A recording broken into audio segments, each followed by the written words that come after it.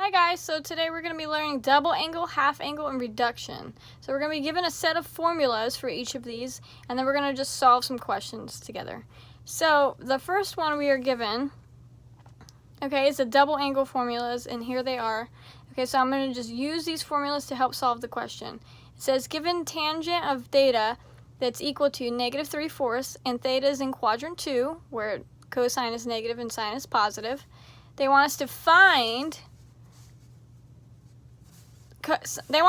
sine, tangent, and cosine of the 2 theta. Okay, so what we first need to do, and I have this written out for you guys, I'm going to explain it. We know that tangent is the opposite over adjacent, so opposite over adjacent.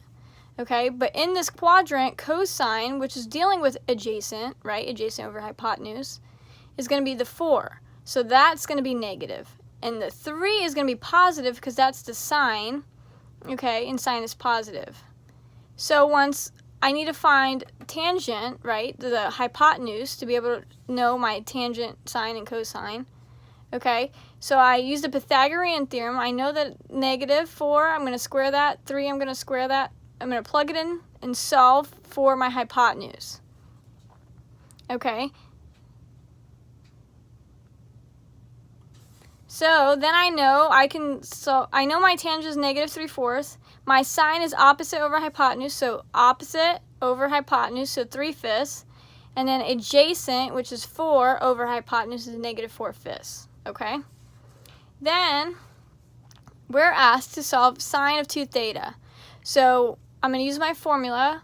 So 2 sine of theta times cosine of theta. So I have 2 times sine, which is 3/5, times cosine, which is -4/5. So when I do that, I'm going to multiply all of this together. So 2 times 3 times -4, it's -24, and then 5 times 5 is 25. So this would be the answer right here. Okay? The next one we have cosine of 2 theta. We have cosine squared minus sine squared. Okay? So I'm going to take cosine squared. All right, so what would that be? We're looking for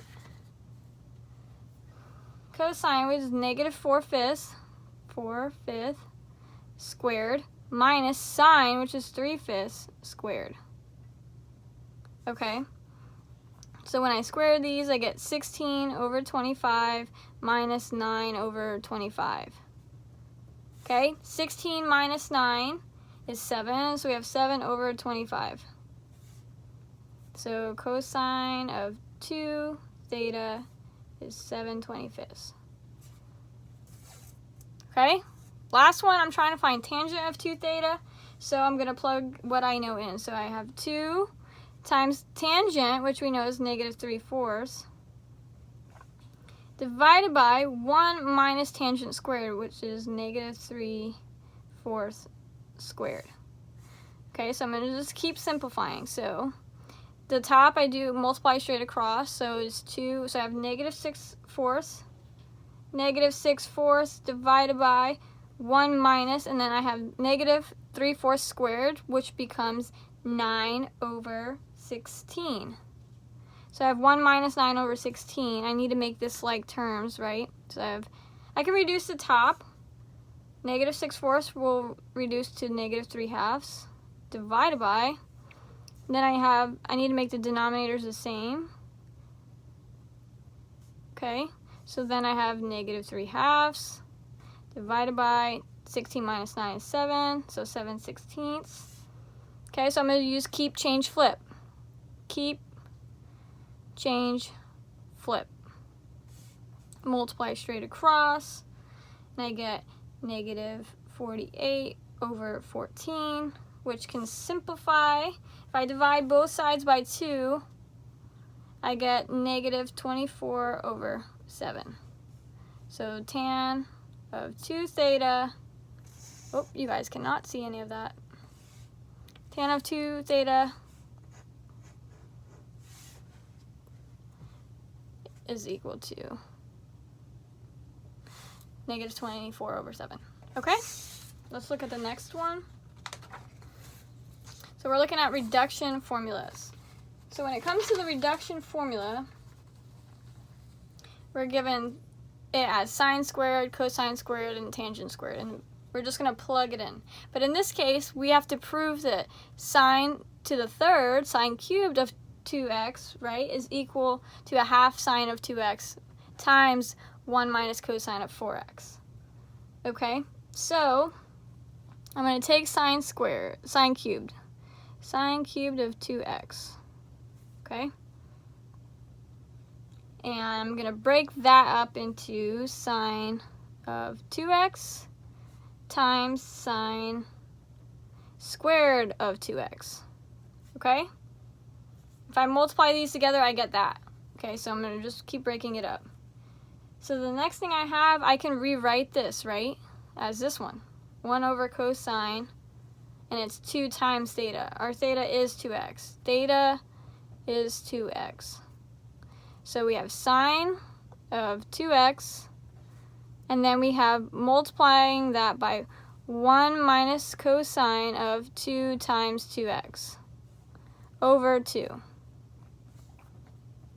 So I have sine of 2x, and then over here I have 1 minus cosine of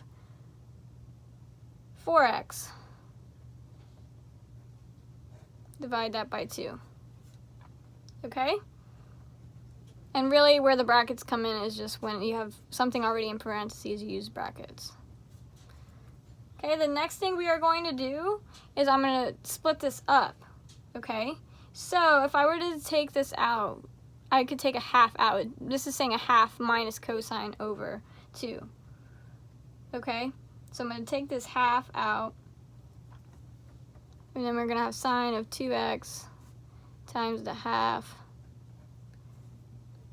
and then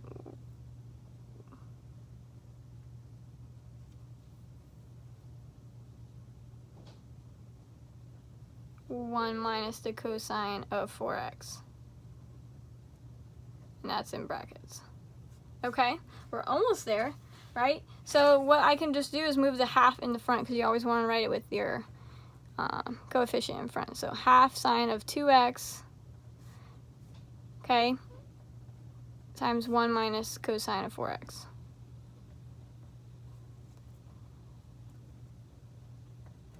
Just like that. Okay, and this is the same thing as this, so we have proved it. Okay? I believe this is our last question coming up, so we have the half angles. So we're given these formulas, and now we're given tangent of alpha, which is another thing for just saying what type of measure it is. We have 8 over 15, and alpha lies in quadrant 3. We need to find sine of alpha divided by 2. So we're going to be using this formula. Okay, so we know sine of, let's see, before we start that, okay, we know if alpha is in quadrant 3, okay,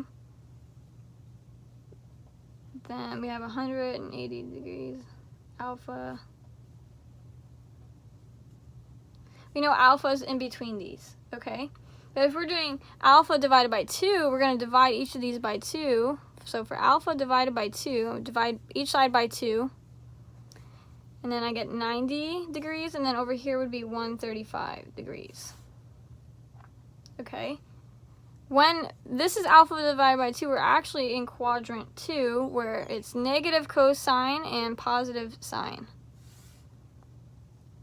Okay, that's what we're going to need for our, once we solve this. So we're doing sine of alpha divided by 2.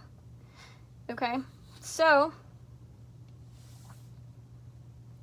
again, we're given tangent, which is opposite over adjacent. So just like before in number 1, we have to kind of solve for some side stuff here.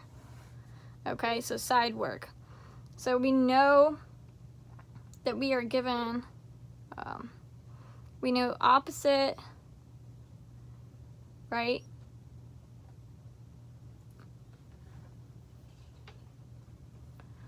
When we're talking about this sign, we're talking about in quadrant 3, before we do that, so quadrant 3, we know that it's negative cosine, negative sine. So opposite, adjacent, and hypotenuse. The hypotenuse is going to be, we don't know yet, but we know that the cosine is going to be this negative 15 because it's in here, and this one's going to be negative 8. Okay, and then we have to solve negative 8 squared plus negative 15 squared equals c squared. Okay, so we have 64 plus 225.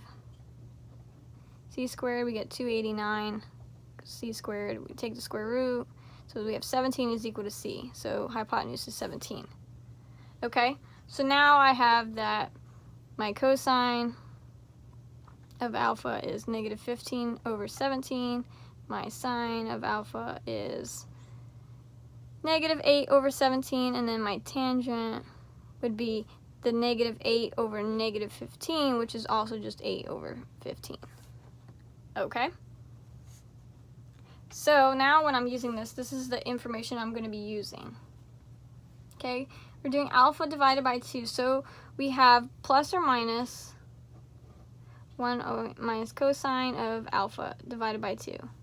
So we have plus or minus the square root of 1 minus cosine, which is negative 15 over 17 divided by 2.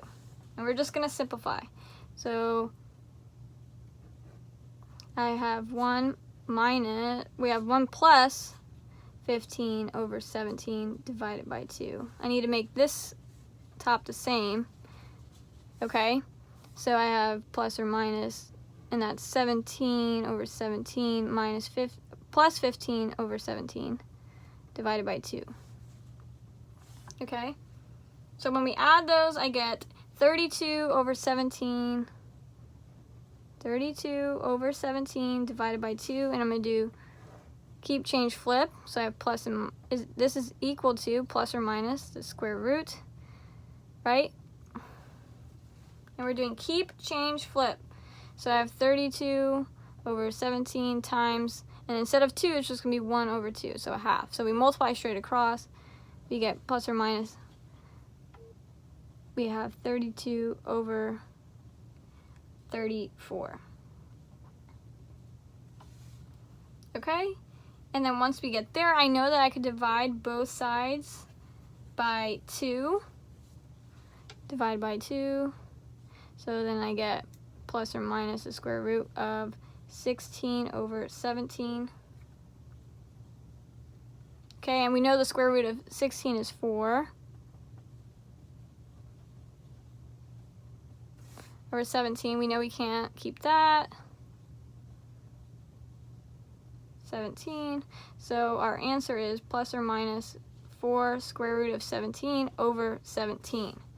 But remember, when it came to sine of alpha divided by 2, our sign was positive. So in this case, sine of alpha divided by 2 is going to be positive 4 times the square root of 17 over 17.